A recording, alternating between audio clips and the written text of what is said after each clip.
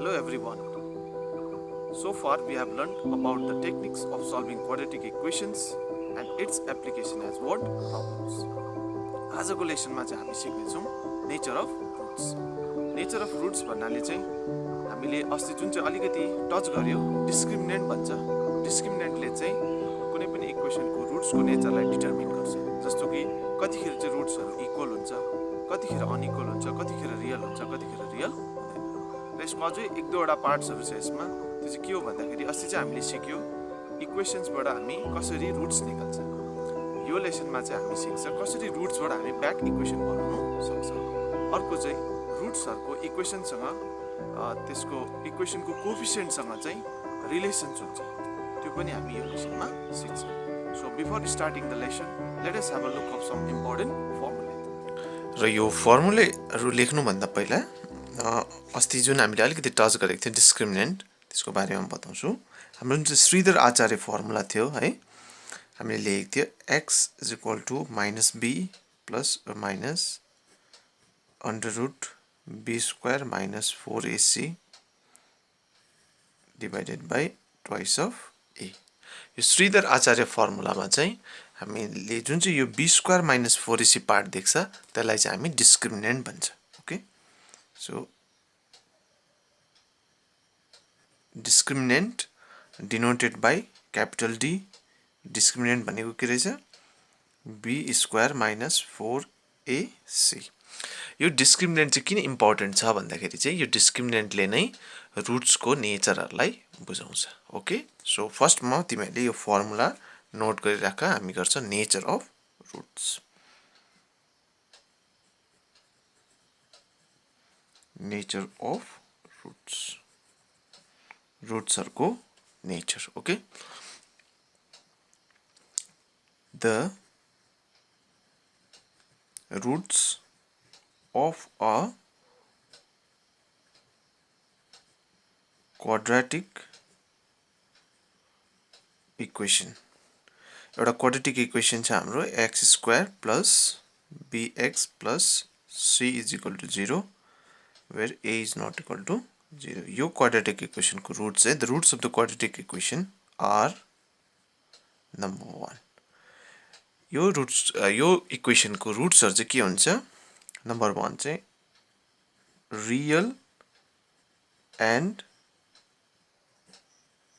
Unequal. Real हुन्छ र unequal हुन्छ, मिन्स दुईटा अलग अलग हुन्छ. त्यो चाहिँ कतिखेर हुन्छ? If b square minus 4ac is greater than 0. 0 भन्दा ठुलो पोजिटिभ नम्बरहरू 2, 3, 4, 5 एन्ड सो अन यदि भयो भनेदेखि चाहिँ के हुँदो रहेछ? त्यो रुट्सहरू जुन चाहिँ हामीले पाउँछ त्यो चाहिँ रियल पनि हुन्छ, अनइक्वल पनि हुन्छ, दुईटा अलग अलग हुन्छ. Number 2, these roots are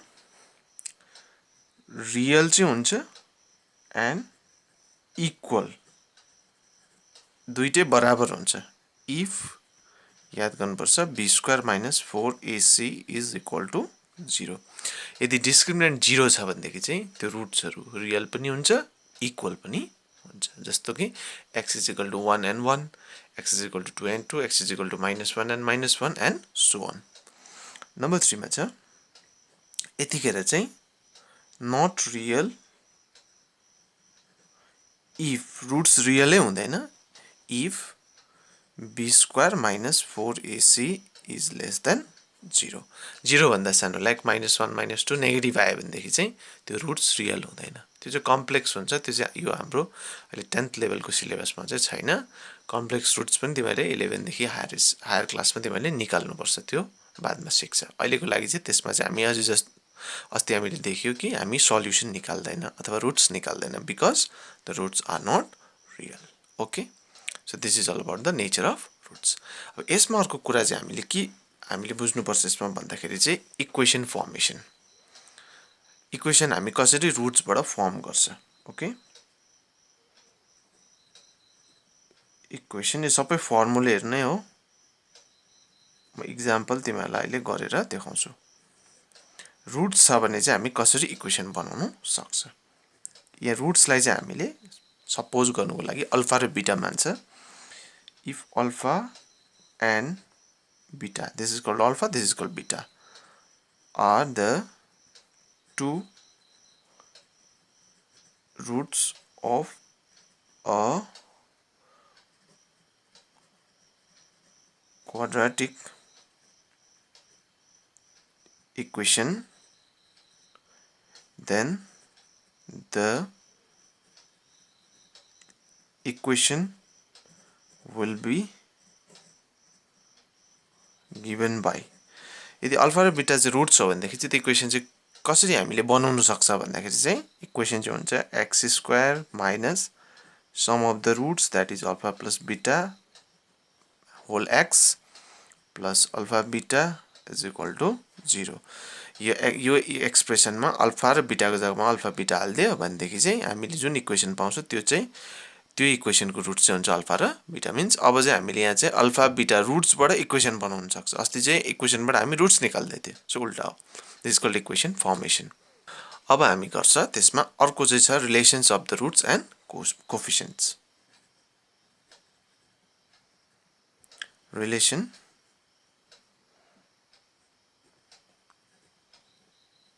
between roots and the coefficients, roots र coefficients हरुको relations यो पनि इम्पोर्टेन्ट छ। ओके, यसमा पनि if alpha and beta are the two roots of a quadratic equation, हाम्रोमा एउटा इक्वेसन छ ax square plus bx plus c is equal to 0 एउटा इक्वेसन छ हाम्रोमा र त्यसको रुट चाहिँ छ अल्फा र बीटा, अल्फा एन्ड बीटा। भनेदेखि चाहिँ हामीलाई रिलेसन्सले के भन्छ भन्दाखेरि चाहिँ sum of the roots alpha plus beta is equal to चाहिँ minus b by a। Minus b by a भनेको चाहिँ b भनेको कोफिसिएन्ट अफ x, a भनेको कोफिसिएन्ट अफ x स्क्वायर। यो एउटा रिलेसनशिप छ। अर्को चाहिँ प्रोडक्ट अफ द रुट्स भन्छ हामी, alpha beta is equal to c by a। यो दुईटा तिमीहरूले चाहिँ रिलेसनशिप याद गर्नुपर्छ। ओके, सो हामीले यो जुन चाहिँ अहिले जति पनि गर्यो त्यो फर्मुला चाहिँ तिमीहरूले मजाले याद गर्छ। यसकै बेसमा हामी एक एकवटा गरेर इक्जाम्पल्सहरू तिमीलाई म एक्सरसाइजबाट देखाइदिन्छु। ओके, इक्जाम्पलको लागि हामी लिन्छ लेट अस वर्क आउट 1.5 को क्वेसन नम्बर 1।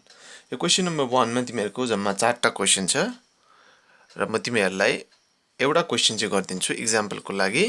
तिमीहरूले रेस्ट क्वेसन्स अरु क्वेसन्स ट्राई गर्छ। यदि प्रब्लम भयो भने तिमीहरूले मलाई भन्नु सक्छ, I will solve for you. Okay, यहाँ दिएको छ नम्बर 1 मा the question is on your screen. Let us write the nature of two roots of the following quadratic equations। Nature लेख्नु भनेर हामीलाई भनेको छ। ओके, सो क्वेसन नम्बर 1 मा चाहिँ छ तिमीहरूको question number 1 is 2x square plus 7x plus 3 is equal to 0। यो हाम्रो एउटा standard form of quadratic equation हो। सो फर्स्टमा हामी छुट्याउँछ a, b and c। What is a? a is 2, b is 7 and c is 3। छुट्याएपछि चाहिँ हामीले डिस्क्रिमिनेन्ट निकाल्छ, that is b square minus 4ac र चेक गर्छ कि त्यो हामीले जुन चाहिँ प्रपर्टी गरेको छ अघि फर्मुलेमा त्यो प्रपर्टीबाट हामीलाई थाहा भइहाल्छ यसको रुट्सको नेचरहरू। Now therefore b square minus 4ac is equal to कति हुन्छ? b is 7, 7 square minus 4, a is 2, c is 3। 7 square 7 into 7 49, 4 2s are 8, 8 3s are 24। So 9 minus 4 5, this is 25। Positive आयो भने this is greater than 0। तीनटै आउन सक्छ, या त greater than 0 या त is equal to 0 या त less than 0। तीनटैको हाम्रो फर्मुला छ। यहाँ तिमीहरूको स्क्रिनमा पनि फर्मुला दिएको छ। यसले चाहिँ हामीले के भन्छ? If b square the roots are real and unequal if b square minus 4ac is greater than 0 means b square minus 4ac चाहिँ greater than 0 भयो भने चाहिँ रुट्स चाहिँ रियल पनि हुन्छ अनइक्वल पनि हुन्छ। therefore the खाली यहाँ चाहिँ त्यति मात्र लेख्नुपर्छ, roots are real and unequal रुट्सहरु चाहिँ के रहेछ रियल र अनइक्वल छ ओके खाली यति नै हो नेचर अफ रुट्स भनेको चाहिँ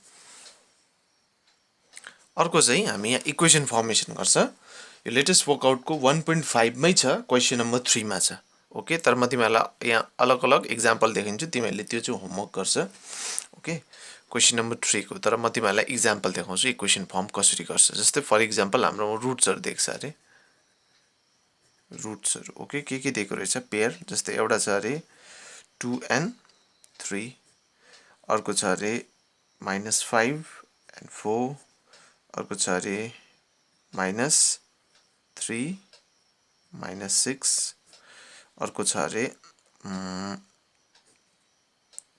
2 and -10 यो फर एक्जाम्पल हामी इक्वेसन कसरी बनाउँछ भन्दाखेरि चाहिँ यो रुट्स दिएको छ जस्तै यो एउटा गर्दैछु म फर्स्ट वान ओके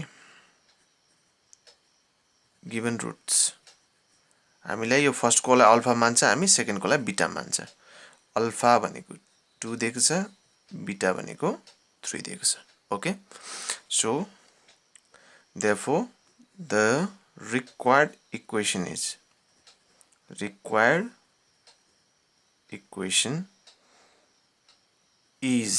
के हुन्छ हामीले अघि फर्मुलामा यहाँ तिमीहरुको स्क्रिनमा पनि देख्छ फर्मुलामा हामीले लेखेको छ फर्मुला के छ भन्दाखेरि x² minus alpha plus beta whole x plus alpha beta is equal to 0 okay so यहाँ हामीले हाम्रो रेस्पेक्टिभ अल्फा र बीटा हाल्छ र हामी यसको आन्सर निकाल्छ okay so x² is x².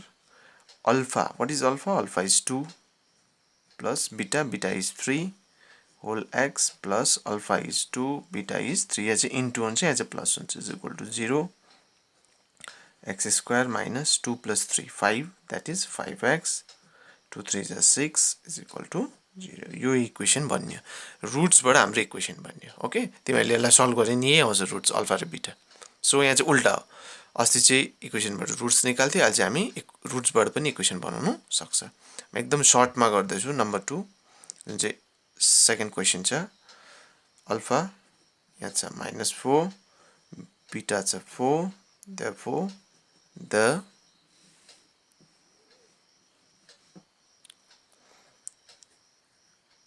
required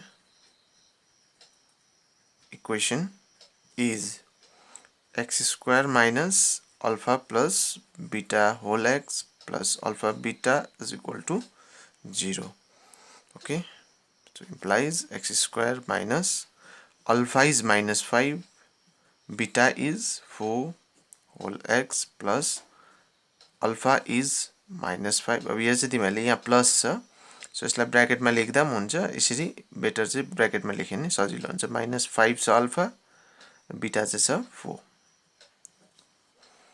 implies यो हेर -5 plus 4 चाहिँ हुन्छ तिम्रो -1 यो चाहिँ याद राख्नुपर्छ र यहाँ चाहिँ के हुन्छ हेर प्लस छ यो माइनस छ यो प्लस छ so plus minus minus minus plus minus so ultimately यो माइनस हुन्छ 5 4 जार 20 is equal to 0 x² minus minus plus 1 into x plus x minus 20 is equal to 0 this is the required equation okay यसरी गर्छ तिमीहरुले अरु जुन चाहिँ मैले दिएको क्वेशन्सहरु पनि होमवर्क गर्छ दुईटा केही प्रब्लम भने तिमीले मलाई भन्छ I'll solve for you okay